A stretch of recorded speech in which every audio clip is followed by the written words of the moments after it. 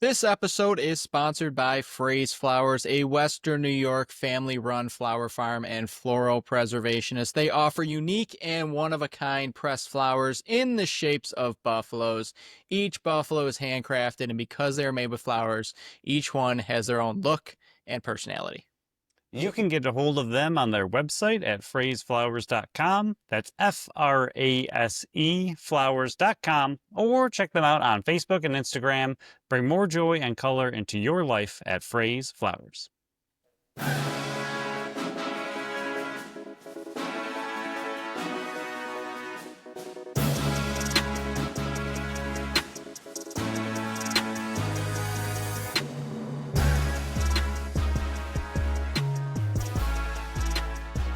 What's up, everyone, and welcome into the Buffalo Sports Collective. It is Friday, April 11th, 2025. As always, I'm PK alongside my co-host Phil. Episode Big 350. There's nothing big about it. It's just 50 away from 400, so whoop-de-doo to us. But Phil, I don't know the last time you played on a softball team. I was asked on Wednesday, and I agreed. I have no idea where my glove is. I don't have cleats. I don't have a bat. I'm not prepared for this in the least bit. It doesn't start till June, so I got some time. Oh, But wow.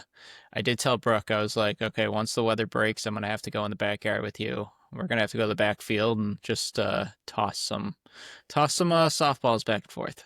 Yeah, if you want to hit ye old batting cages, that's always a good time. They do Think about have it. slow pitch and fast pitch softball. I haven't been to the batting cage in forever, but it used to be a good time. I remember whenever you got to baseball and you got up to the higher speeds, it was not very accurate. And I honestly, I was terrified to stand in the batting cage. I think it was like 70 and up, which is weird when you see MLB is their changeup's at 70, which is horrifying. But I think it was 70 and higher at the batting cage. It was all over the place, like skipping them in the dirt, like super high. It was so inaccurate. Hopefully, it's gotten better at this point in time. But I was scared just to be in there. I was like, this thing's just gonna hit me, and this is practice. I don't even get to go to first base. It's just practicing. I'm just getting beamed for no reason.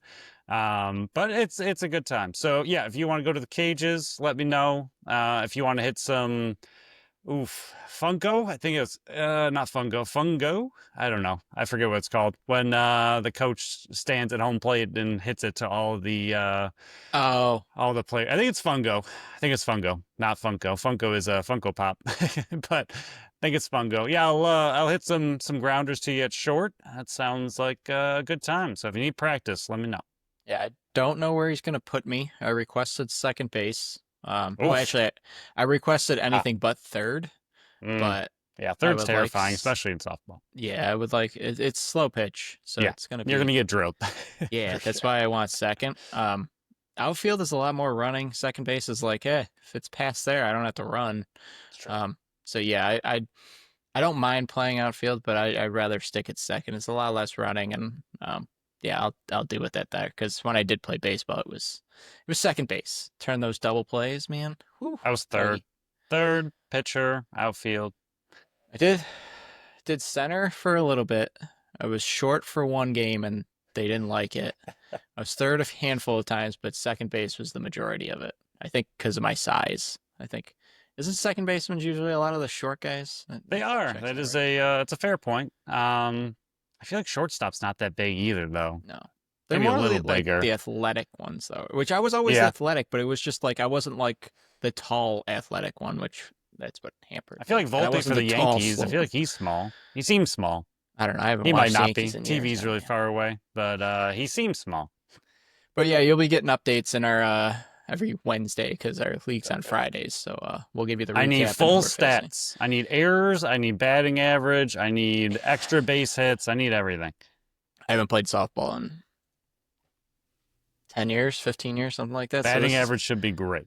this is gonna be bad. This is gonna be bad. I don't know the all the unwritten rules and stuff like that on men's softball league. So I'm probably gonna find out. I'm gonna stir the pot a little bit in this league because it's in the men's league, It's and what you I'm do. not I'm old now, so it's time It's what to. you're best at. If I can't live up to, it's probably going to be a bunch of 20-year-olds. I'm not 20 anymore. I can't do what they do anymore. So if I'm going to chirp a little, I'm going to chirp a little. And if you want to give me some good chirps, you can follow us on Facebook, Instagram, Threads, and TikTok and let us know there. You can also let us know on X and Blue Sky Buffalo Sports Co. Don't forget to follow our channel wherever you listen to podcasts. Check out our website at buffalosportscollective.com. Phil's article dropped on Tuesday, breaking down the Bandits' win over Colorado last weekend. My power rankings, second to last, dropped on Thursday. Give that a read. Giant mix-up in the top 4 if you haven't already yet. You can check out our store on our link tree on all our social media sites or at the top of the website by hitting the shop tab. You can represent the BSC on the go and look for the time breakdowns in the description of the show. Sabres are on a heater, an absolute hot streak right now. They're one of the hottest teams in the league at this very moment. They're skipping teams like they're skipping rocks out on a pond. Tuesday versus Carolina, 3-0 win.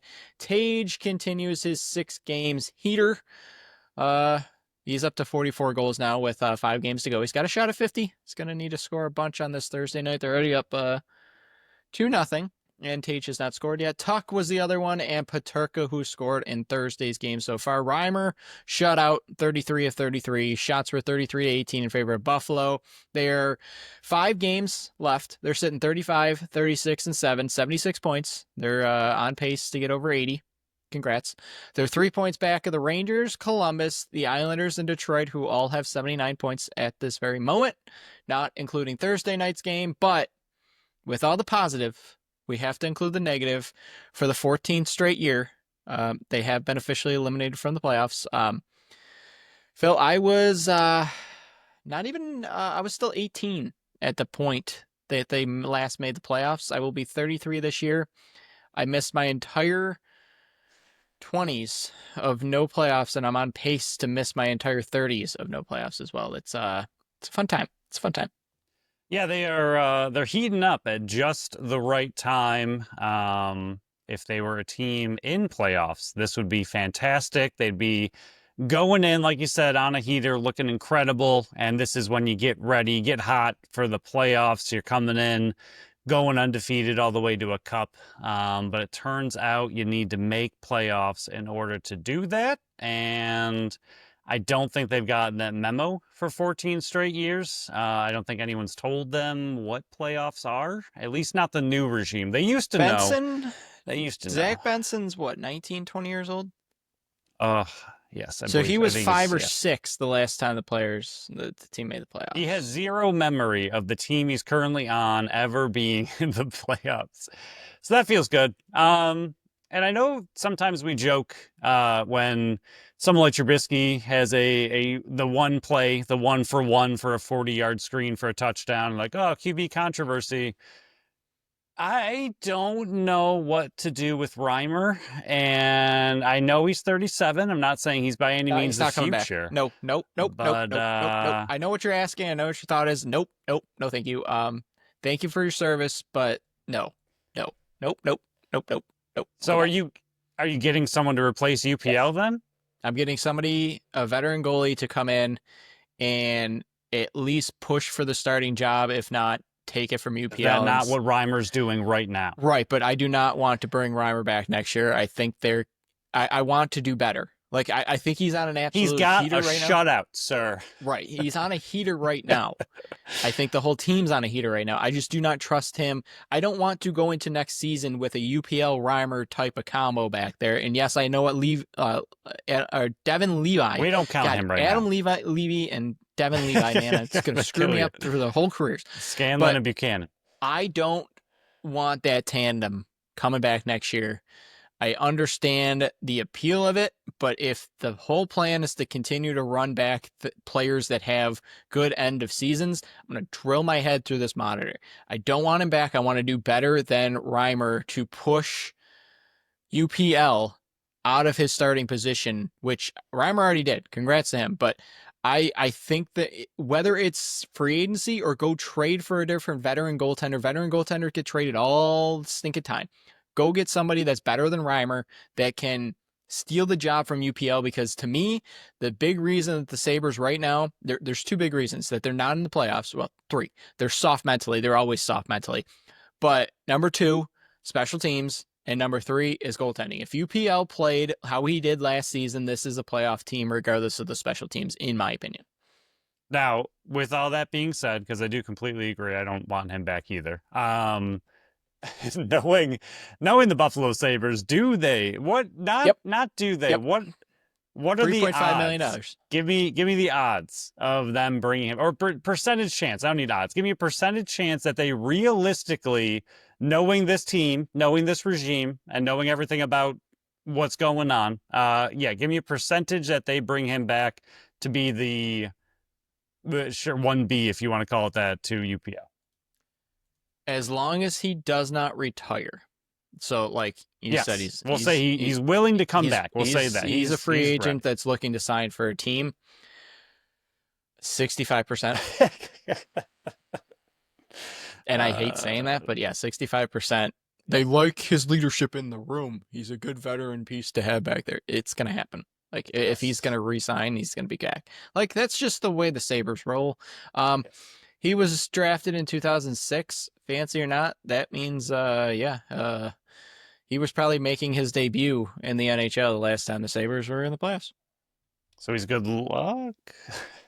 I'm not sure. But, honestly, I love that they're winning. I'm not one of those ones that's going to, harp about the draft pick. I would actually like them to continue to make their draft pick worse so that come draft time, there's at least a higher percentage chance, which I know it's not going to happen because first-round picks don't get drafted or traded at the draft, that they would be willing to move it for now talent, because how many years have we been saying move it for now talent? Nice. But I absolutely love it for the people, those poor souls that still show up to the home games, that they're actually winning at home, that they're actually having a good record at home. But it just sucks that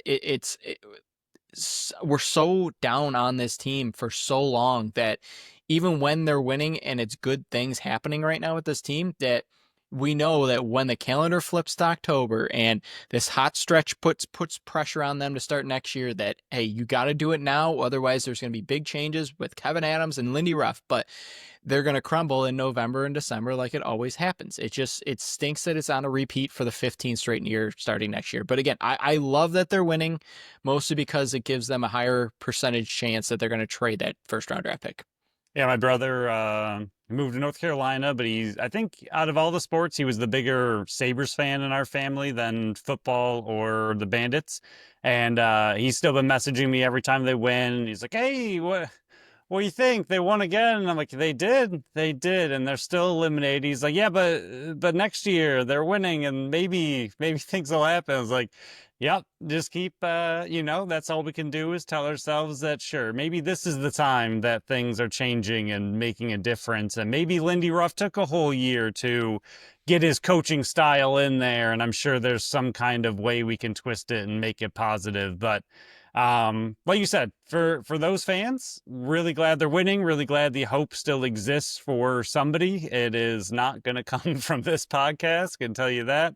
But as long as people are out there, I mean, I don't want the team to leave. I'll say that. I don't want them to vanish. If my big solution came back as an expansion team, then yes, they can leave and go somewhere else and then re-expand in Buffalo under something new. That'd be great. But yeah, I mean, don't hear what we're not saying. We still like the Sabres. We would like them to succeed. It's just been so long that we are beyond out that's what I told him. I was like, until they make playoffs, we'll follow them. We will obviously keep an eye on next year. They're not going anywhere on this podcast. We will still continually talk about them no matter how bad they get. But as far as hopes and dreams, make playoffs again, and then we can talk. Until then, it's just really tough to have any confidence after 14 straight years. I don't know if they're trying to beat the Bills, record of 17, but they're getting mighty close. Yeah, so as of this recording, they're up 2-1 after the first period. They'll have games Saturday and Sunday, which we'll be able to talk about, versus Florida and Tampa Bay, on their way to 80 points. Lindy Ruff, if he does win this Thursday, it will be his 900th career win as a head coach. So that would be a cool accomplishment. I think only 4 or 5 other head coaches have ever done that in the NHL. But yeah, We will have to talk in the offseason.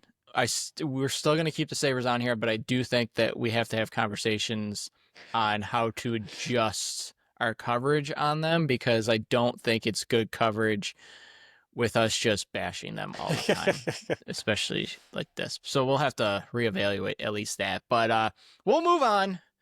Painstakingly continue to move on. This is a topic that I don't want to discuss, but the BSC update for the Bandits fantasy game. What happened? Steve Priolo is too busy with his podcast this season to do anything for me in the fantasy game. Yes, I'm putting it all on Steve Priolo and his podcast. Still love his podcast. I'm 2 episodes behind, so don't ask me what happened last week or this week on it. Just falling farther behind. BSC update. Jackson B. He is still holding a 9-point lead over our very own Phil. Jackson B's in first, 12-31. Phil is in second, 12-22. But there was a change-up in the top 5. I slipped out of the third spot. Tim K moves up 2 spots to third at 11:48. I fall down to fourth at 11:45. And Kim D falls down 1 spot to fifth at 11:33. Brooke is still in the 6th spot at 11:22. Chris M is still in 7th, 10:81. And Mike D holding down the 8th spot at 10:68. And then a little shakeup at the bottom of the top 10. Stacy K moves up 1 spot to 9th at 10:53. And then we got a 2-way tie for 10th at John B and Nick B. John B falls down 1. Nick B rises up 1. They're tied at 10:48. Producer Pat goes down 2 more. He's in 18th, 975, and we had 3 biggest risers this week, which was only 2. Tim K up to 3rd, like I already mentioned. Prima Y up 2 to 16th, and Ryan L 2 spots up to 26. Phil, a little bit of shakeup in the top 10, or should I say top 11 right now, with 11 teams tied for the top 10. Yeah, 2 of those biggest risers knocked out 2 of the 3 on the podcast, with Prima Y knocking down Pat 2, and then Tim K knocking down PK 1 out of the top 3. First time, long time. First time, long time. Welcome to the podcast. Our first ever caller, PK, now in 4th. It's going to be an interesting battle here to the end. Brooke and I are separated by a very even 100. That's a fun little number. I don't think I have the ammunition to catch Jackson B. Dawson's offensive ability is horrible. Turns out his 0.3 points per game really coming back to bite me. Not why I drafted him, but still not helping the situation with me trying to catch the leader. But yeah, a lot of shakeup in the top 10, with not too much time to go. Can PK get back in the top 3? Time will tell. Priolo really hurting him. Did not have an episode so far this week of the podcast, so you're not behind yet. I am behind. I didn't listen to last week. Well, you're only behind 1, not 2 yet, but we'll see. It's been fun though. It's been fun. Yeah, I'm not getting back up to 3rd. It's not going to happen. I know I'm only 2 or 3 points behind. I already scrolled down the docket. I don't care anymore. But you do have a chance this week, because Farrell's going against Withers. That's true. And last time Buffalo faced Withers, and I know Farrell wasn't on the team, but we'll go over it.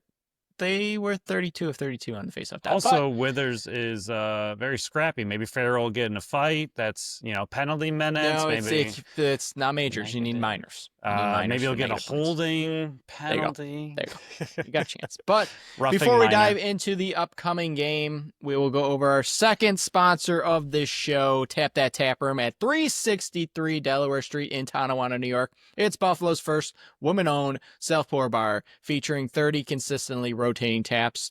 They offer a variety of beers, ciders, sours, seltzers, and malt beverages. Phil, I'm going to talk about it in a second with the other sponsor, but man, weather's got to be coming up nicer so they can open up that patio. Someday. I want some patio bevs pretty soon, man. Pretty soon. Yeah, they do have happy hour from Friday, 3 to 7, even with the cold, miserable weather and the snow today. The entire beer wall is discounted. Then on Saturday, If you didn't get your tickets to the home game, they have another Bandits watch party with a ticket giveaway at halftime. Sound on. Great place to watch the game. But to mix it up, we're going to talk about a new drink they currently have on tap. It's called the Queen Brew Her, and it is part of the Pink Boots Collaboration Brew Day. Brewed on behalf of the Pink Boots Society of Buffalo, this crisp and refreshing Kolsch is infused with locally sourced honey. It is a brew made for everyone, celebrating community, craftsmanship, and the hard-working women and non-binary individuals of the craft beverage industry. A portion of the proceeds goes from the sale of this beer goes to the Pink Boots Society. And you can check out what else they have coming up on their Facebook page or Instagram, and check out tapthattaproom.com for what's on tap and what's on deck, because PK, they have something for everyone. TM. Gonna say that every time. Yep, that's fair. Every time. That's fair. Buffalo hosts the Halifax Thunderbirds on Saturday night. It's Fan Appreciation Night. They already announced, and I think we called it. I don't think we saw any rumors, but we did call it before the season even began. We did see that there was the confirmation that there was going to be no rings this year. That was already well known, but we did say, it'd be really cool, like a mini trophy, and that's exactly what they're giving away to the season ticket holders. I already got my second one, so. Not saying that there might be another giveaway, but I'm not saying that there won't be another giveaway for one of those glorious mini trophies. They are mini trophies. They didn't say mini in the description, but Scott Loeffler put in one of the comments they're 7 inches. So to me, that's a mini trophy. It's false advertisement. I'm going to sue them. I'm going to sue them, TM. I'm going to get them. But yeah, I can't wait to see what they look like. We're picking them up Saturday morning. Because I'm not waiting through that line on game day. I'm going to go a little bit late because I got to take my dog in to get her nails clipped because she does not let anybody do it but the vet. But that's a different story. But yeah, I'm excited to see them. I think this is why Buffalo does things right. This game's going to be their 5th shutout. There's only 9 home games. Sell out. It's 5 of them. It's insane. But that's why they are the top tier. They're the leading example of doing it right in the NLL. That's why all teams, and I know it's not easy. Don't hear what I'm not saying. But if you're trying to build a franchise that has success in a market, all you have to do is look towards the Buffalo Bandits. Again, it's not easy. Not everybody can do it, but they are the prime example of doing everything right for the majority of everything. Yeah, I do love when we listen to other podcasts and things, you often hear they're like, well, there's a few teams at the top, Buffalo, obviously, and the amount of times Buffalo just gets mentioned, and for obvious reasons. But like you mentioned, the sellout and things of that nature are one of the big ones, but they always mention, Buffalo as being one of the premier places in the NLL. And I think it's interesting with the Buffalo Bills always being talked about as a small market team. And I get for the NFL, I'm not trying to compare, apples and oranges or whatever you want to miscompare, but they're always considered a small market team, and like the Bills will never have that massive, crowd or a Super Bowl or anything like that, especially without a dome.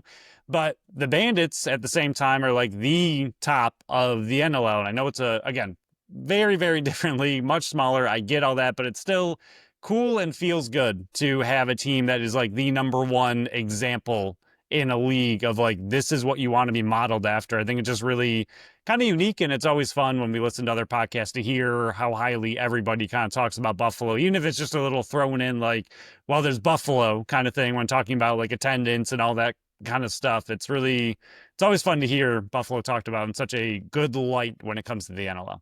Yeah, it's always weird doing all these interviews because everybody's always saying like the environment and Bandit Land and like you guys do it right. I'm sitting here going, I have a small podcast, so I'm not doing any of it. Don't give me any of the credit. So I'm kind of sitting there like, yeah, it's great. It's like a weird feeling because I'm kind of accepting the compliments without doing anything. On behalf of Bandit Land. Yeah, like I'll accept this. Like You're they're sending me to the award show to accept it on their behalf is pretty much. And I'm the worst one that you want to be accepting an award on your behalf. Like there are millions of other people you want up on that stage. You do not want to give me a microphone in front of people. It will not go well. hence this podcast and 350 episodes of who knows why people are listening. But we'll dive into the game now. Buffalo's coming in first in the league in scoring, 13.5. Halifax is right on their keister. Snuck it in. Been a while. Second in the league, 13.19. Goals against, a bit different. Buffalo is third, 10.56. Halifax is coming in eighth, 11.81. Yeah, I think this is going to be a very interesting game. And we've talked about a lot of these end games being really big tune-ups. I think between this and, whatever Georgia is at this point, I still don't understand that team. I think this is arguably their biggest tune-up by far. Yes. Headed into playoffs. I mean, this is it. Like if there was a time to put in your playoff roster and just go all out, get the, top seed, but not really caring about that too much, just how do you stack up against a team like Halifax, who you very likely could see in the finals? Like, how do you actually stack up against a team like this? If you go full out and go after them, try to beat them, what does that look like? And what does your roster look like? And all that kind of stuff. And like you said, their offenses are very similar. Yes, their defenses and goaltending especially are a little bit different, which gives Buffalo the edge. But with the offenses being so elite, it's, hard to compare goaltending and everything like that, because Halifax's offense can put up with the best of them. So even if Buffalo has a really good offensive game, if they're not on their A game on defense and goalie, then their offense of Halifax can keep right with them. So I think it's going to be a really, really big tune-up game for this Buffalo squad. Stay out of the box is all I got to say. Buffalo's coming in tied for 12th, 39%. I don't get it. 16 games in, still doesn't make any sense. I don't get it. It's very confusing. Halifax is coming in tied for third at 51%. They're 31 of 61. And then the penalty kill is very, very, very similar. Buffalo is sixth in the league, 58%. Halifax is at 59% at fifth in the league. So both teams can kill off penalties, but Halifax is really good at pumping those in and making sure you get burned when you go to the box. So it's going to be a hotly contested game. Halifax always plays with the edge. We interviewed Mackie Jenner on Wednesday. Go check out that interview if you want to know more about Halifax and who she would pick as a mascot to battle for her in the Coliseum. But she even mentioned it, like, this is going to be a very hotly contested game. Both teams play with that edge. It's can you toe that line is going to be to me, the determining factor is who is able to toe the line and not get caught, and is able to pick up that, like I do all the time, pick up that line, move it, and still stay behind that line. Whoever can do that, I think, is going to come out on the winning side. Yeah, special teams are going to be massive in this game for that exact reason. It is a, fan appreciation night. The Bandits have been struggling a bit at home. I'm not worried about it, but they have been. And I think the players know that. And we've seen a lot of interviews, even Priolo's mentioned, like, it really stinks losing at home, especially in front of a sellout. Like, it's a bummer for them. They know all these people, spend their hard-earned money to go see them, and they try to put on a good performance, and then you lose. So I think this team's going to be coming in with an extreme edge of wanting to win at home. And like you mentioned, Halifax is very physical. Withers gets in a bajillion penalties. Halifax in general, I think 2 for 7 was the Seals' last game. So Halifax was in the box 7 times in that one. It's going to be a game where, like you said, stay out of the box, but good luck. The Bandits love pushing back, and Halifax is going to push right back with you. And I think this one, not for if they're calling things correct or not, or consistency, but it's going to be interesting to see how the refs call this game. They know the same thing that we all know going into this game, that it's probably going to be very chippy. So do they blow a ton of whistles right away and try to tame the game, or do they just kind of let it fly and keep them in their pocket and let the players police themselves? It's going to be interesting to see how it all kind of plays out. But I think, like you mentioned, special teams are going to be huge in this one. So last year, February 16th, Halifax won 14-12 in the Nest. I already mentioned it was 32-0 in faceoffs. It was not the reason they lost, though. I'm not saying, but Buffalo was 1 for 4 on the power play. Halifax was 4 for 6. That was part of it. Buffalo was up 4-2 after 1. They were up 8-2 with 5:58 to go in the second. It was 8-5 at half. It was 9-9 after 3. Bucky actually tied it 12-all with 4:43 to go, but Aaron Woods won the game for them 15 seconds later, scoring that victory. But Buffalo was able to chase Warren Hill in that one. The last time Warren Hill played in a game last week, he was also chased early and Hutchinson came in, locked it down. They won the game. So it's very similar, but Buffalo didn't have Nanakoke last year. They had Emerson Clark in the lineup. They had Christian Watts, Dalton Solver, Justin Robinson, and Brandon Robinson all played in that one. So it's kind of like all the other games that we've looked back on last year where a lot of things have changed. That, Benny and Shanks aren't there anymore. You still had Aaron Woods in the lineup. So the main pieces from Halifax, we already went over it with Mackie Jenner on Wednesday, again, plugging the interview, but they lost two of their top 3-point producers last year, and they kind of replaced them and just got deeper on offense. But this is a game that no matter which starting goaltender they throw out, whether it's Drew Hutchinson or Warren Hill, Mackie thinks it's going to be Warren Hill again. It will be interesting because if you get to them early, they have short leashes. Micah Kersey has proven that he will pull the goaltender quickly, and I know I'm kind of diving into the preview a little bit, but that's what happened last year. That's what happened last week. So Halifax has had the ability to adjust on the fly, and it seems to benefit them that the shooters get really hot and pick their spots versus a starting goaltender, and then the backup comes in, they have a different style, and the things that were going in earlier in the game are no longer going in, and that's kind of what bit them last year versus Halifax.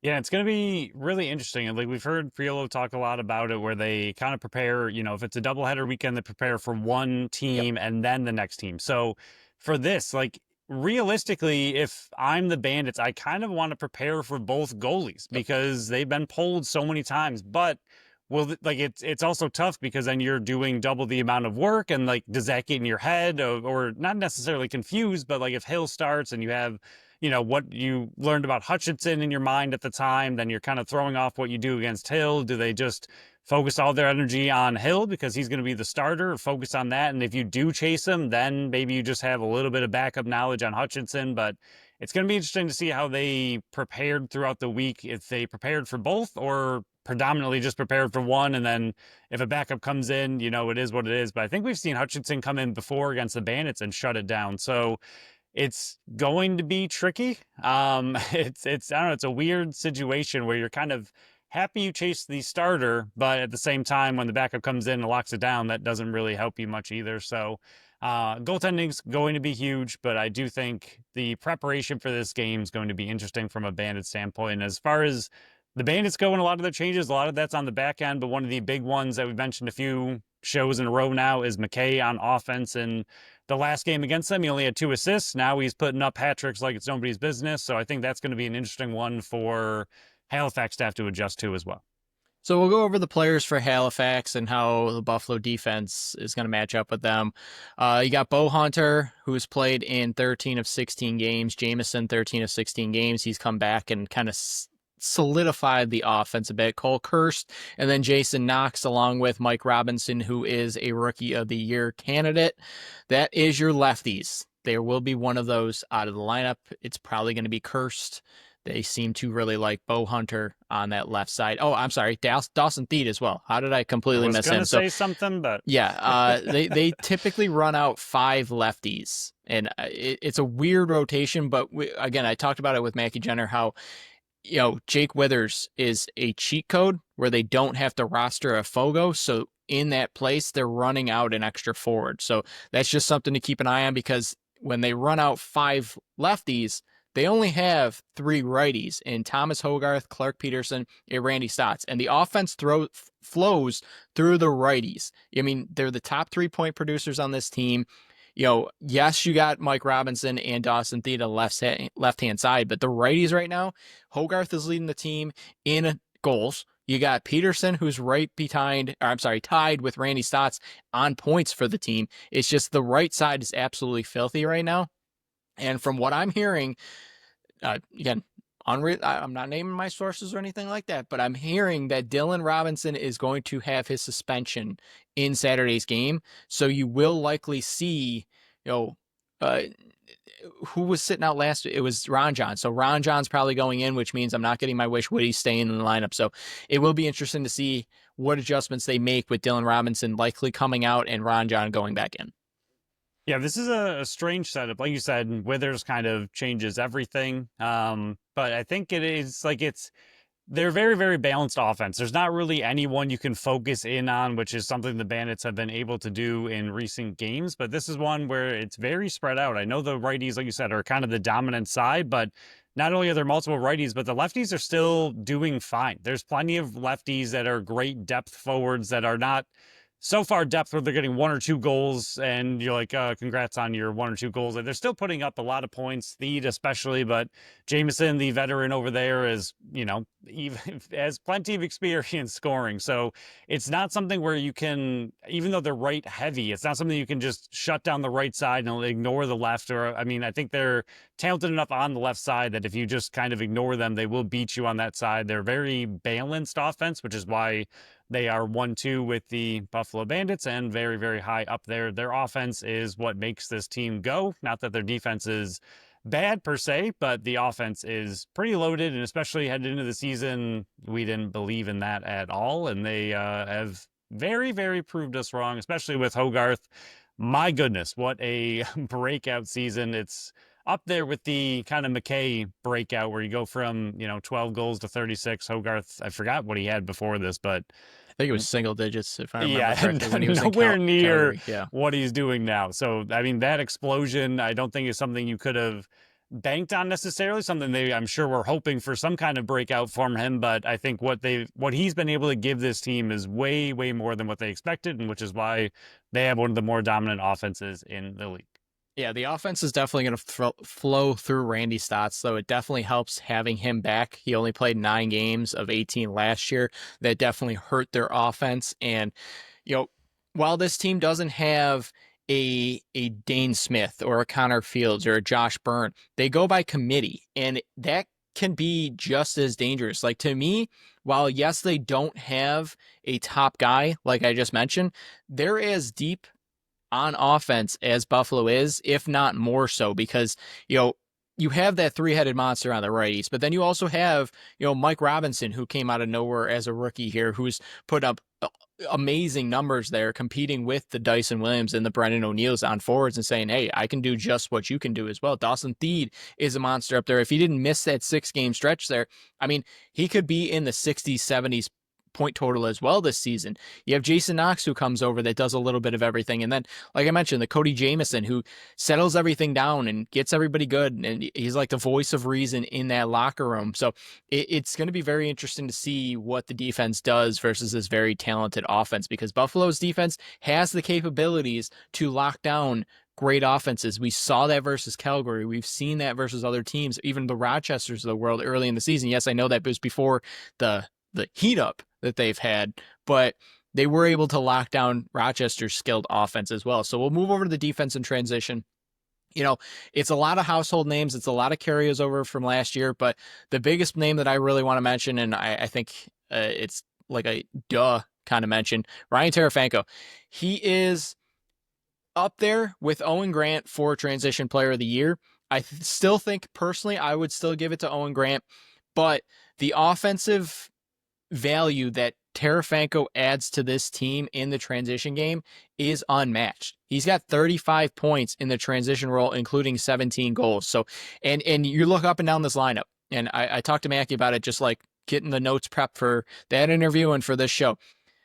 Any one of those players on the back end can go there and produce points and can run a transition. So that is why they're so dangerous in that. That is why it's so important for the back checking the forwards or to get off the field quick. It can't be any of this lollygagging to the bench. If you do not bust your butt, if you're not back checking, you can get exposed by this team, and you're going to have to rely on Matt Vince to make unbelievable saves and net to bail you out.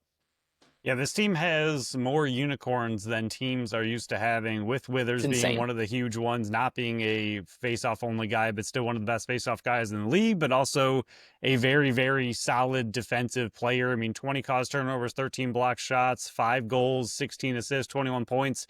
That's a great defender, not mentioning the fact that he's great at faceoffs. And then, like you said, Tarasenko, same thing, 10 caused turnovers, 7 block shots, 114 loose balls, 35 points. Like, these are the kind of unicorns that you want on your team, where they're not just really good at one thing, they're really good at multiple things. Like, that's a, like you already mentioned, all-star, possible transition player of the year worthy player. And that's what you're looking for on a team, obviously. But to have more than one of those guys, and like you even mentioned, to have defenders that can pretty much all score goals is very unheard of. Like, they have a very, very athletic defensive team. They have a very high transition defensive team, but also a defensive team that is very good at defense on top of all that. It's Very not physical. just a transition defense. They are just a whole package kind of team, and we'll talk about it in a moment, but they're up at the top of the standings for a reason. Like, this is a very good team. Yes, they've had hit or miss games where they kind of have that, weird loss, but they demolished the Rush not too long ago, and the Rush are seen as one of, obviously, the best teams in the league. So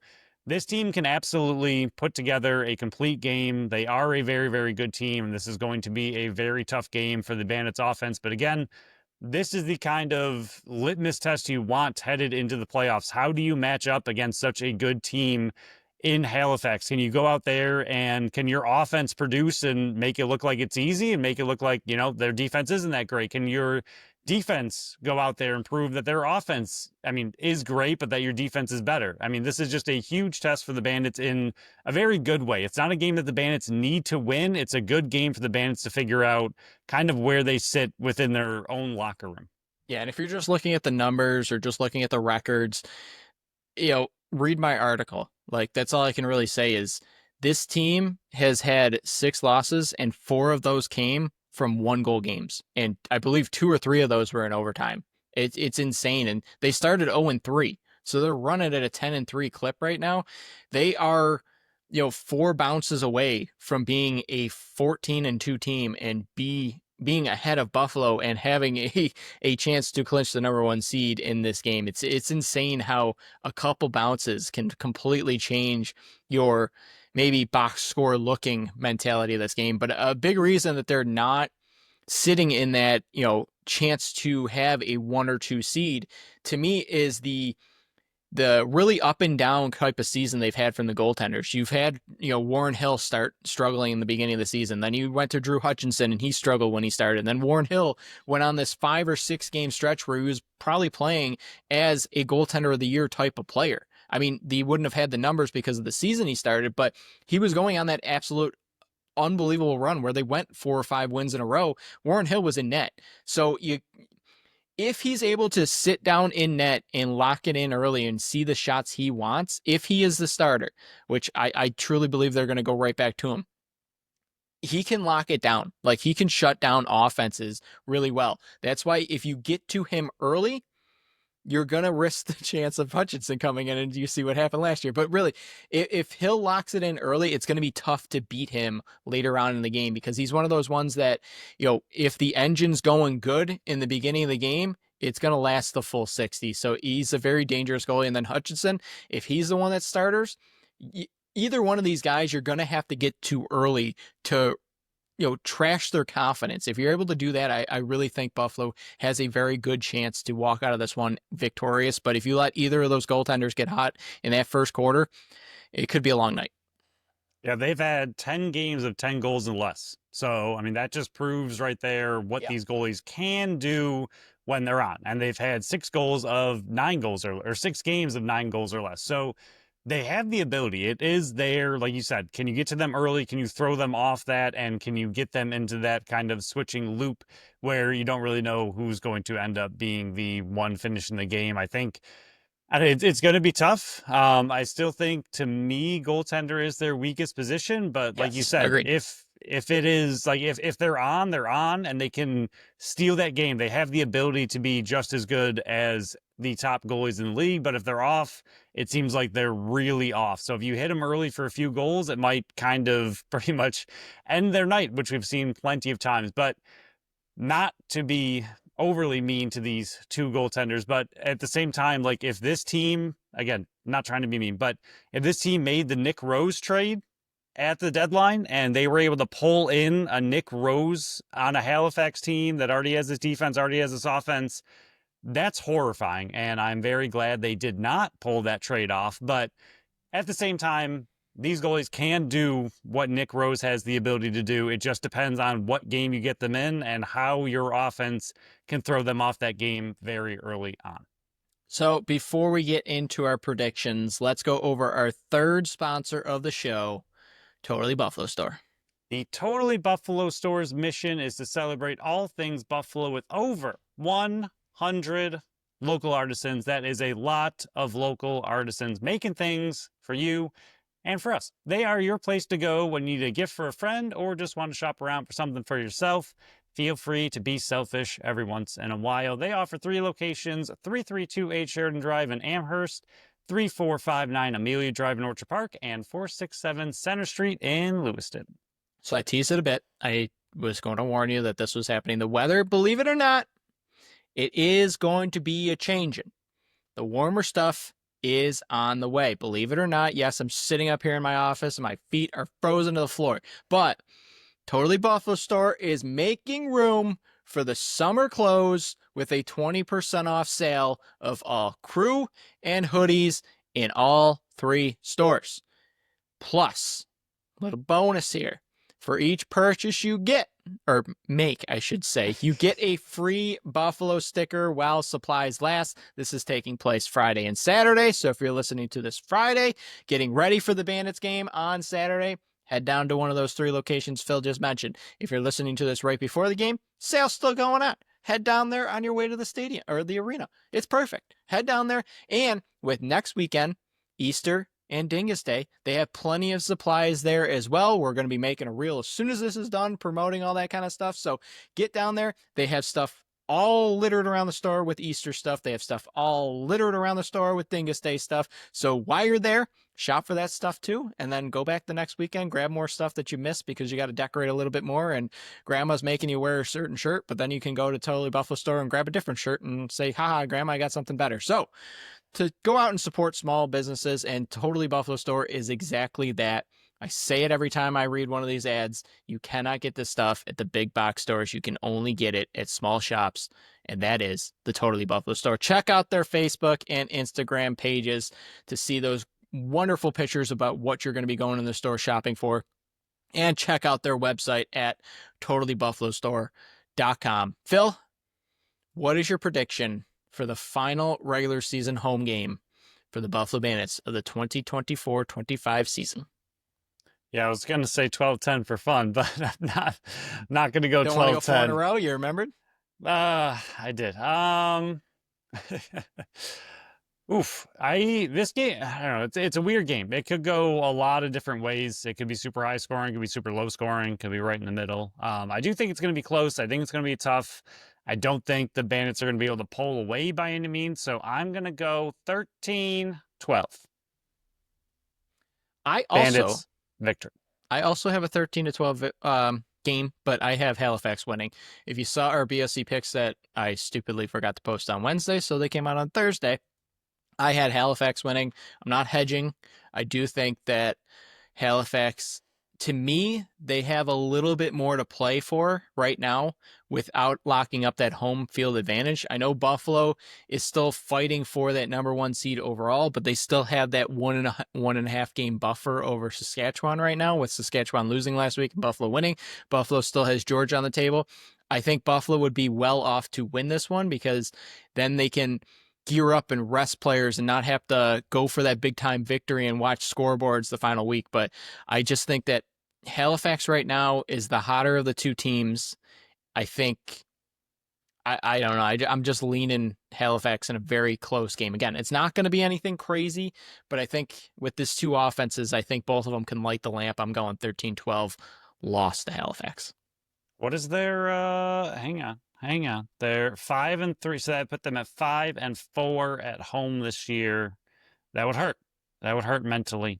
Not physically. It would not hurt physically, but mentally it would be painful.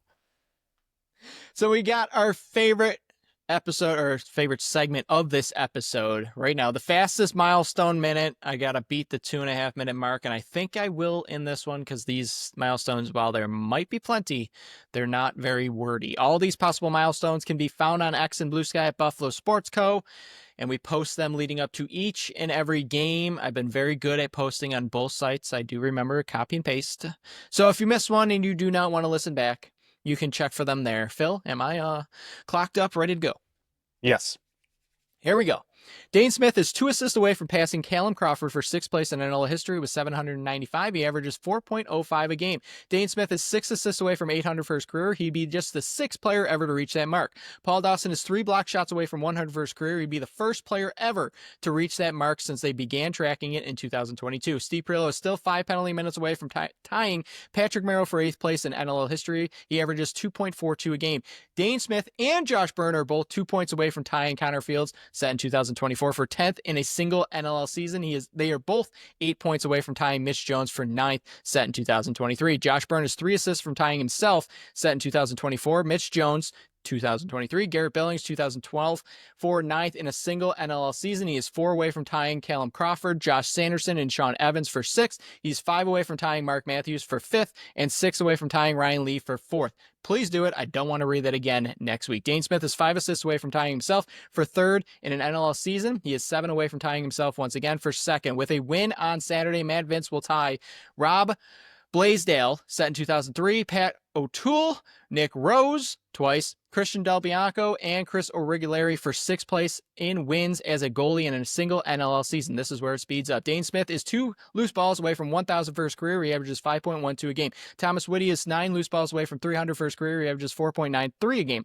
Chase Frazier is 3 assists away from setting a new career high. Cam Wires is still 7 loose balls away from setting a new career high. Josh Byrne is 4 assists away from setting a new career high. Kyle Buchanan is 2 goals away from setting a new career high. When John Tavares takes his place behind the bench on Saturday, he will call his 100th game coaching. Paul Dawson is 1 point away from 100 for his career. He averages 0.35 a game. Tehoka Nanticoke is still 2 goals away from 100 for his career. He averages 1.5 a game. 1.58 a game. Josh Byrne is 1 cause turnover away from tying David Brock for 10th place in Buffalo Bandits history. He averages 0.51 a game. And the final one, Connor Farrell is 7 faceoff wins away from tying Rich Kilgore for 3rd place in Buffalo Bandits history. He averages 15.31 a game. He is also 13 faceoff wins away from tying Corey Bomberry for 2nd place in Buffalo Bandits history. You're at about 215. Okay, I'm chopping it. I'm chopping it away, man. I'm getting lower and lower. Can we add a watch to? I know you got assist watch, which I think yikes. Can we add a watch to this watch? I could try. Can we add a Paul Dawson 50 blocked shots in one season? I can try it. Watch. Yeah. He's at 45, so he's got 2 games to get 5 block shots.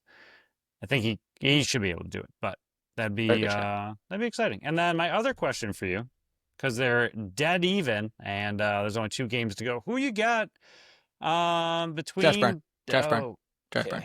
All right. Well, She's been hotter lately. I'm not like you. I'm not blaming Dane Smith and saying he stinks like you've been saying nonstop.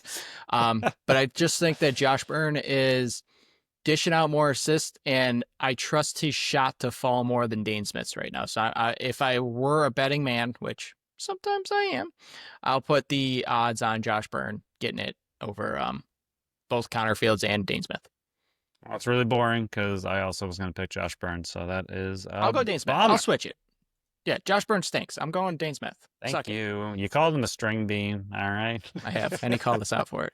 He gave us his weight and height, so it makes sense. That was years ago, though. It might change. He might be a string bean. Ha, gotcha. But we'll go over NLL outlook for Week 20. 5 other games on the docket, and for some reason, they love the 7 o'clock hour on Saturdays. 9-7 Vancouver heads to the 5-10 Toronto Rock. They still have 3 games to go in their putrid season. Friday versus 8 p.m. Phil, what are your thoughts on this matchup? If Vancouver wins it, they can very much likely... Yeah, that was a bad sentence there. They can pretty much solidify all but locking up a home playoff game for Vancouver. Yeah. This is going to be an interesting rundown because it's pretty much just upset central. Yes. It's really not too many really important, like they're all important games for the most part. I mean, obviously There's seeding is not a not big set anywhere. head-to-head clash Right. besides Buffalo versus That's Halifax. the thing. There's no head-to-head battle. The rest of them are just, can the bottom team upset the higher seed for funsies? In the next game, there's nothing going on. But in this game, it's pretty much just Vancouver trying to win out since Christian Del Bianco came in. Toronto trying to upset that for fun. But I mean, Vancouver, like you said, trying to play for a home game, trying to keep their role and stay hot into playoffs. So Vancouver really trying to just kind of end Toronto even more and just keep burying them in the basement. Yeah, I got called out a little bit for my question last game, or last show about Christian Del Bianco being an MVP. I'm not saying he is the MVP. I'm not saying he deserves to be the MVP. I'm just saying his name should be in conversations for MVP. If they go 6-0, host a home playoff game, and make the playoffs, which they have a shot at if they win this week or get a little bit of help, they can lock in their first playoff appearance since 2017.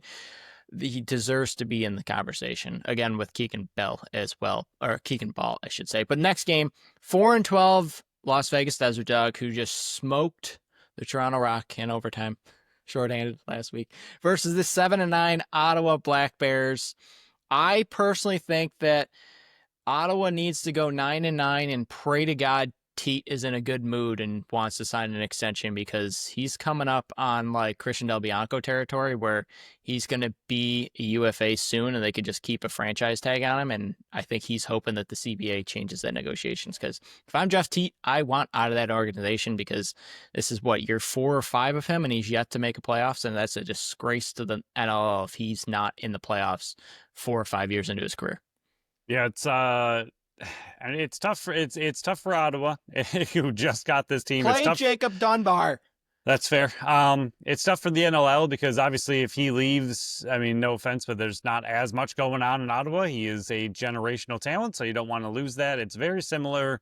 I know he ended up staying, but it's a McDavid kind of situation where Edmonton was still in the basement for so long, even though they had McDavid on their team. Finally, they got out of it. So can Ottawa find a way? They were, again, very hot and cold this year. They had times where they looked like a legit team that could face anybody. Then they had times where they looked awful, and they are a team that's not going to make playoffs. So similar to the Sabres, they're trying to end their season high on some hope for next year.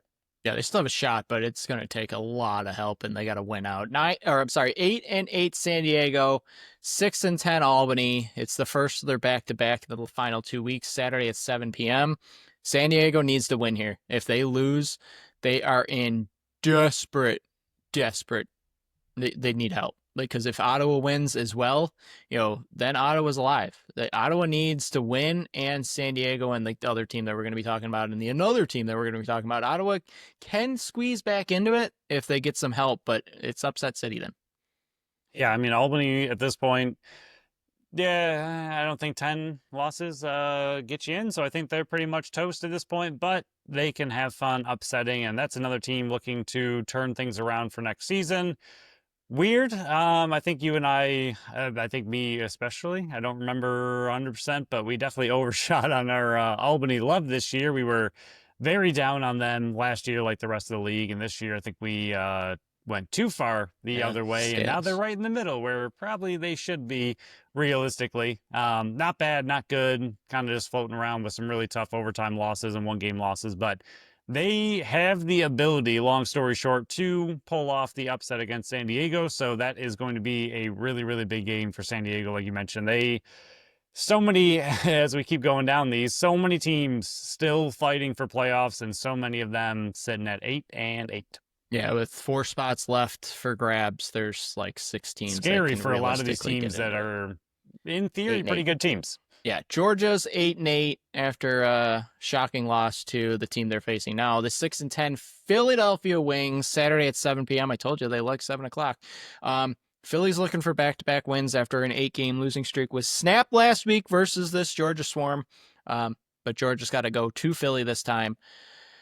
Georgia, I said it in my article, their fans have to be the most frustrated fans in the entire NLL, and that includes the Philadelphia fans who just had a stomach an 8-game losing streak, because Georgia, is the definition of insanity. They keep doing the same thing, expecting different results, and hopefully this offseason, as a one-and-done team, I'm already calling in the playoffs if they even make the playoffs. They need to shake it up. They really do. But what are your thoughts on this impending game that Georgia has to win?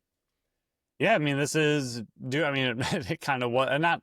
It wasn't do or die last time, even though they really needed to win. It is now, and you're going up against a team that, like you said, very out of it and traded a bunch of draft picks away. So, Philly, good luck. But Georgia, I mean, I don't know if this is a situation where you absolutely need to win. Can you find a way to win in a must-win game? I don't know if they can. I am trusting your logic where the home and homes don't often go well. It's usually not a sweep. It's 1-1. So I think in my pick'em, I went with your logic on that. But can Georgia be the team that throws that off? Absolutely, because why not? Last one, Buffalo. Bandits fans should be all over this one. Yes. If Buffalo does lose on Saturday, they still have a chance to clinch the number 1 seed. If Saskatchewan loses and they're facing the 8-8 Colorado Mammoth, both teams need to win. Mammoth desperately need to win at home Sunday at 4 p.m. Yeah, the Mammoth they're in trouble. Big trouble. They were looking really good for a little bit there, and I get why they're not looking good anymore, but I don't know, not only are they losing, but it looks like they're just slowly going away, essentially. Like they were 8-5, looking very comfortable, and now they just continue to lose, and they really need this win, but they just kind of are limping their way out of playoffs, and I don't know. It's going to be a very tough finish for them. This is a tough game for them. Saskatchewan still has something to play for, which does not help Colorado. Colorado is very injured, and in general, that's going to be a really tough game to win. So, yikes. A lot of must-win games, long story short, for a lot of these teams, and can those must-win teams come up with the win? Yeah, one benefit for Colorado, they still face Calgary, who's right on their tail in the final week. Calgary's got a home and home. I think they're at home versus Toronto, and then they have to travel to Colorado on Saturday. So regardless, I think Colorado, even if they lose, it's pretty much going to be a win and in versus Calgary next weekend, based on my math. And my math's not great, so don't trust that. But that will conclude this episode. Phil, is there anything else before we shut it down? Get ready to head down to a sold-out Bandit Land on Saturday night. You're going to be up in the box for that one. I will not be part of the fans for Fan Appreciation Night, but no, enjoy the last home game before playoffs. Have fun, be appreciated, because I don't know where they are anymore. I have to assume they're ridiculously close or took the attendance record, at least for. Yep. Yeah, thought so. They're up and over 18.5, I think it is, for the season. It's ridiculous. Yes, that is ridiculous. I mean, the Sabres being terrible helps, but we will take all the fans we can get. Pack it again, which it's already sold out, so you are. But enjoy the Fan Appreciation Night. Again, you deserve to be appreciated. Bandits fans are among the best, and we can say it here. They are the best in the league, and they're great. They're great. So be appreciated, and we also appreciate the fans that listen to this show as well. Well done, Phil. Well done. So on to the next show, we will talk Bandits versus Halifax game recap. We'll talk about 2 Sabres games. But before we say goodbye, make sure you listen to that interview with Mackie Jenner before you head down to the bank. I snuck that one in there as well. Saturday night to learn more about Halifax than even we can provide to you. So thank you all for listening to another episode of the Buffalo Sports Collective. Thank you to Tap That Tap Room, Totally Buffalo Store, and Phrase Flowers for sponsoring this episode and this podcast. Follow us on Facebook, Instagram, Threads, and TikTok at Buffalo Sports Collective, and on X and Blue Sky at Buffalo Sports Co. Visit our website at buffalosportscollective.com. Phil's article came out on Tuesday. Mine came out on Thursday. Give both of them a read while you're on the website. Check out our store and our link tree on our socials or the shop tab at the top of the website. Make sure you follow our channel wherever you listen to podcasts, and make sure you leave us that review on Apple and Spotify. Until next time.